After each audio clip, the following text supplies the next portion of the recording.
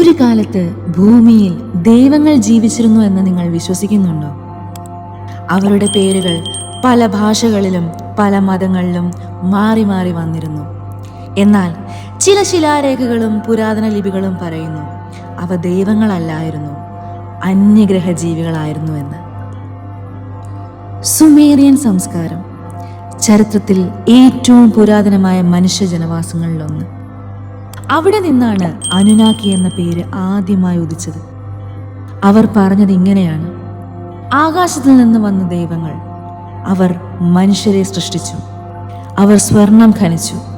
അതെ, സ്വർണം അവരുടെ ഗ്രഹമായ നിബ്രുവിന്റെ അന്തരീക്ഷം രക്ഷിക്കാൻ ആവശ്യമായിരുന്ന ഒരു ലോഹം. അനുനാക്കിയായ ദൈവങ്ങൾ ഉയർന്ന കെട്ടിടങ്ങൾ പണിതു, മനുഷ്യരെ തൊഴിലാളികളായി ഉപയോഗിച്ചു. എന്നാൽ ഒരു ഘട്ടത്തിൽ മനുഷ്യർ പ്രതിരോധിച്ചു. എന്നാൽ ഇപ്പോൾ ശൂന്യാകാശത്തു നിന്നുള്ള ഒരു സിഗ്നൽ ശാസ്ത്രജ്ഞന്മാർക്ക് പോലും അതിന്റെ ഉറവിടം കണ്ടെത്താനായില്ല. ചിലർ പറയുന്നു അവർ വീണ്ടും വന്നുകൊണ്ടിരിക്കുകയാണെന്ന്. അനുനാക്കികൾ മനുഷ്യന്റെ DNA മാറ്റിയെന്ന് പറയുന്ന വാദങ്ങൾ നിലനിൽക്കുന്നുണ്ട്.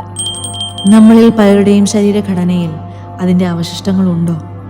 പെട്ടെന്നുള്ള വൈജ്ഞാനിക പുരോഗതികൾ ചിന്തിക്കേണ്ട ഒന്നാണ്. നാം ആരാണ്? എവിടെ നിന്ന് വന്നതാണ്? നമുക്ക് പറയാത്തൊരു ചരിത്രം ഭൂമിക്കുണ്ടാകും, ഉറപ്പ്. സൗരയുഗം മാറുമ്പോൾ നിബുരു വീണ്ടും ഭൂമിക്കടുത്തായി വരും. അതിന്റെ ആകർഷണം ഭൂമിയുടെ കാലാവസ്ഥയെ ബാധിക്കും. ഭൂകമ്പങ്ങൾ, ചുഴലിക്കാറ്റുകൾ, വെള്ളപ്പൊക്കങ്ങൾ, ഇവ ഭൗതിക പ്രതിഭാസമോ അതോ അവരുടെ മുന്നറിയിപ്പോ? അനുനാക്കികൾ മടങ്ങി വരുമോ? അവർക്കിനിയും സ്വർണം വേണ്ടേ? ഇന്നും നമ്മളിൽ ചിലരുമായി അവർ ബന്ധപ്പെട്ട് തുടരുന്നുണ്ടെന്ന് വിശ്വസിക്കുന്നവരുണ്ട്. നമ്മുടെ ആകാശത്ത് തെളിയുന്ന ഓരോ വന്യമായ പ്രകാശത്തിലും ഭൂമിയുടെ ഏറ്റവും പഴയ പാറയിൽ പോലും അവരുടെ താളച്ചുവടുകൾ ഉണ്ടാകും. ഭൂമിയിലെ വിസ്മൃതരായ ഈ സന്ദർശകർ യാഥാർത്ഥ്യമായിരുന്നോ അതോ വെറും കെട്ടുകഥകളായിരുന്നോ? നിങ്ങളുടെ അഭിപ്രായം എന്താണ്? കമന്റിൽ പറയൂ.